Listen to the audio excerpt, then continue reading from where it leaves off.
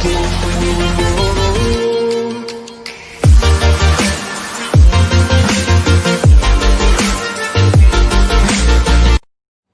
Friends, मेरा नाम है जुल्कर। आप देख रहे हैं मैथ्स ज्ञान लाइव। दोस्तों, जैसा कि हमने अपने लास्ट वीडियो में किसी पॉलिनोमियल्स के रूट्स या फिर जीरोस क्या होते हैं और इसको कैसे फाइंड करते हैं इसके बारे में सीखा था, तो आज हम कुछ और क्वेश्चंस को सिलेक्ट करते हैं और उसके रूट्स और जीरोस को निकालते हैं ताकि इसके बारे में हमें और ज़्यादा क्लियरिफिकेशन हो जाए।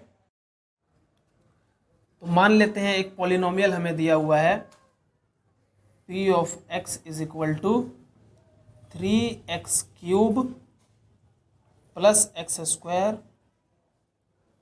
plus 6x plus 2। तो ये एक पॉलिनोमियल हमें दिया हुआ है जिसके वेरिएबल x है यहाँ पे। तो हमें x की ऐसी वैल्यूज फाइंड करनी है जिसपे इस पॉलिनोमियल की वैल्यू 0 हो जाए, तभी हम अपना रूट्स फाइंड कर सकते हैं। तो रूट फाइंड करने के लिए सबसे पहले तो हम इस इक्वेशन को 0 के इक्वल रखेंगे और फिर इस इक्वेशन को फैक्टराइज करके अलग अलग पॉलिनोमियल्स के प्रोडक्ट के फॉर्म में लिखेंगे। जैसे ये एक पॉलिनोमियल हो गया, फिर ये एक पॉलिनोमियल हो गया, तो इन दोनों का जो प्रोडक्ट है वो 0 होगा और वो 0 तभी होगा जब या तो ये वाला पार्ट 0 हो या फिर ये वाला पार्ट 0 हो, तभी इनका प्रोडक्ट जो है वो 0 के इक्वल आएगा। तो चलिए हम पहले इसको फैक्टराइज करते हैं। फैक्टराइज करने के लिए अगर मैं पहले दो टर्म्स में से इन दोनों में से कुछ कॉमन ले लूं और फिर इन दोनों टर्म्स में से कुछ कॉमन ले लूं तो शायद ये मेरा फैक्टर बन जाएगा। तो चलिए देखते हैं यहाँ से क्या कॉमन आ रहा है मेरे पास। यहाँ से कॉमन आएगा मेरे पास एक्स स्क्वायर। एक्स स्क्वायर मैंने इन दोनों में से ले लिया तो यहाँ पे बचेगा 3x और ये 1, 3x प्लस 1। इस तरीके से इन दोनों में से हम क्या कॉमन ले सकते हैं, 2 कॉमन ले लिया तो यहाँ पे बचेगा 2 3 जा 6, 6x 3x plus 1 is equal to 0। तो अब 3x प्लस 1 यहाँ पे भी है और 3x प्लस 1 यहाँ पे भी है, तो हम इसको कॉमन ले लेते हैं और ये बन जाएगा 3x plus 1 into x square plus 2 is equal to 0। अब इन दोनों का प्रोडक्ट जो है वो 0 के इक्वल है, मतलब इस पॉलिनोमियल को जो है हमने कुछ इस तरीके से फैक्टराइज करके लिखा है और इन दोनों का प्रोडक्ट जो है वो 0 के इक्वल है। इसका मतलब ये है कि या तो ये वाला पार्ट मेरे पास 0 होगा या तो ये वाला पार्ट 0 होगा, तभी इन दोनों का प्रोडक्ट हमारे पास 0 आएगा। तो पहले चलिए हम इसको 0 के इक्वल रख के देखते हैं। तो ये है 3x plus 1 is equal to 0। तो यहाँ से मिलेगा मुझे 3x इज इक्वल टू, ये 1 इधर आकर के माइनस बन जाएगा, -1, और x जो है यहाँ पर मल्टीपल में है तो यहाँ इधर आकर के डिवाइड हो जाएगा, -1/3। तो x की एक वैल्यू तो हमारे पास आई -1/3, जिस पे ये पॉलिनोमियल मेरा 0 होगा। अब अगर हम इस वाले पार्ट को सॉल्व करें, ये मेरे पास X square plus 2 is equal to 0। तो क्या ये कभी पॉसिबल है कि एक्स स्क्वायर प्लस 2 जो है वो 0 के इक्वल हो, अगर हम सिर्फ रियल नंबर्स की बात करें और इमेजिनरी सॉल्यूशंस को हम रहने ही दें? तो ये तो कभी रियल नंबर्स के लिए पॉसिबल ही नहीं होगा कि x square plus 2 is equal to 0 हो जाए, क्योंकि अगर हम इसको सॉल्व भी करें तो ये x square is equal to -2 बन जाएगा, और किसी भी नंबर का स्क्वायर अगर हम करें तो वो कभी भी माइनस में नहीं आ सकता। तो इसी वजह से ये 0 के इक्वल ये इक्वेशन नहीं हो सकती। तो यहाँ से हमें कोई रूट नहीं मिलेगा, तो इस पॉलिनोमियल का हमें सिर्फ एक ही रूट मिला, x इज इक्वल्स टू -1/3। तो चलिए एक और पॉलिनोमियल हम लेते हैं और उसके रूट फाइंड करते हैं कि p of x is equal to 3x to the power 4 minus 8x cube plus 15x minus 40 into 3x minus 8 whole to the power 2।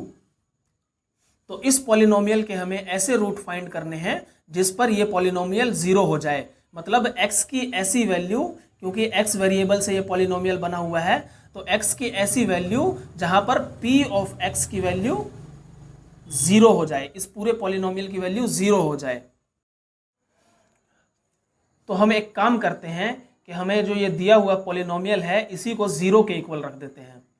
इसको हमने रखा 0 के इक्वल और फिर इसको फैक्टराइज करते हैं, क्योंकि हमें पता है कि अगर हमने इस पॉलिनोमियल को अलग अलग पॉलिनोमियल्स के प्रोडक्ट के फॉर्म में लिख दिया, कुछ इस तरीके से अलग अलग पॉलिनोमियल्स के प्रोडक्ट के फॉर्म में लिख दिया, और अगर उसको 0 के इक्वल रखें तो हम आसानी से हर पार्ट को जो है 0 के इक्वल रख सकते हैं और अपना रूट फाइंड कर सकते हैं।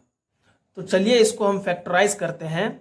पहले तो जो ये हमें ये पार्ट दिया हुआ है, ये जो 4th डिग्री पॉलिनोमियल है, इसमें से अगर हम पहले 2 टर्म्स में से कुछ कॉमन ले लें और फिर बाद के 2 टर्म्स में से कुछ कॉमन ले लें तो इसको फैक्टराइज करना आसान होगा। तो चलिए पहले हम यही पार्ट को लिखते हैं। यह है 3x⁴ माइनस 8x³। इसमें से हम क्या कॉमन ले सकते हैं? x³ कॉमन ले सकते हैं। तो x³ अगर हम इसमें से कॉमन लें तो अंदर बचेगा मेरे पास 3x माइनस 8, ये बचेगा। और इस पार्ट में से 15x माइनस 40, इसमें से हम क्या कॉमन ले सकते हैं? इसमें से हम ले लेंगे 3 कॉमन, नहीं 5 कॉमन ले लेंगे। तो ये बचेगा मेरे पास 5 3 15x माइनस 8। और ये वाला पॉलिनोमियल तो मेरे पास है ही 3x minus 8⁴ is equal to 0। अब मुझे 3x माइनस 8 यहां भी दिख रहा है, 3x माइनस 8 यहां भी दिख रहा है इस पार्ट में से। तो हम इस पार्ट में से 3x माइनस 8 को बाहर निकाल लें। तो ये अगर हम इसमें से इसको बाहर निकालेंगे 3x माइनस 8 इंटू अंदर क्या बचेगा? x³ प्लस 5, ये बचेगा। और ये वाला पार्ट मेरा ऐसे का ऐसे यहां पे आ जाएगा 3x माइनस 8 का होल स्क्वायर। अब 3x माइनस 8 ये भी है और 3x माइनस 8 ये भी है, बेस सेम है दोनों की, तो पावर्स ऐड हो जाएंगी। तो पावर्स ऐड होकर के हमारे पास बन जाएगा 3x minus 8 whole to the power cube, 3 power हो जाएगी, into x³ plus 5 is equal to 0। अब हमने इस पूरे पॉलिनोमियल को इन 2 पॉलिनोमियल्स के प्रोडक्ट के फॉर्म में लिख दिया है। अगर हम इसको और समझना चाहें तो चलिए हम इसको अलग अलग लिख लेते हैं। ये ऐसे लिख लेते हैं 3x minus 8 into 3x minus 8 into 3x minus 8 into ये वाला part x³ plus 5 is equal to 0।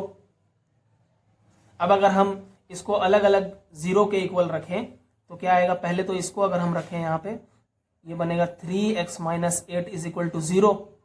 यहाँ से ये 8 इधर नेगेटिव है तो इधर आकर के पॉजिटिव बन जाएगा, ये बन जाएगा 3x is equal to positive 8। और x की वैल्यू क्या आ जाएगी? 8 अपॉन ये 3 जो इधर मल्टीप्लाई में इधर आकर के डिवाइड में बन जाएगा 8/3। तो इस पार्ट से हमें ये रूट मिला x इज इक्वल टू 8/3। अब अगर हम ध्यान से देखें तो ये पार्ट भी मेरा सेम है, तो यहां से भी हमें वही वैल्यू मिलेगी x इज इक्वल टू 8/3। और ये पार्ट भी सेम है तो यहां से भी हमें वही वैल्यू मिलेगी x इज इक्वल टू 8/3। तो एक्चुअल में जो ये 3x minus 8 whole to the power cube था उसमें से हमें एक ही रूट मिलेगा, x इज इक्वल टू 8/3।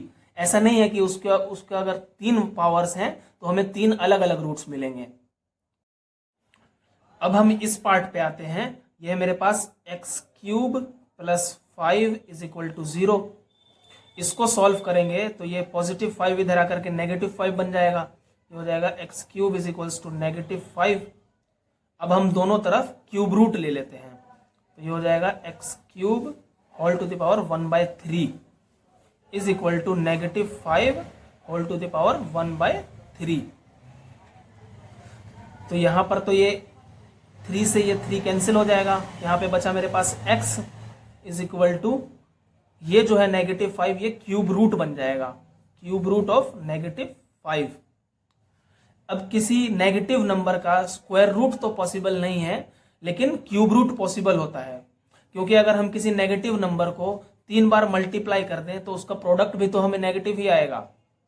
जैसे अगर मेरे पास कोई नंबर है 1, -1, तो अगर हम उसको 3 बार मल्टीप्लाई करें, -1 मल्टीप्लाई बाय -1 मल्टीप्लाई बाय -1, तो उसका प्रोडक्ट भी तो हमारे पास नेगेटिव ही आएगा, -1 ही आएगा।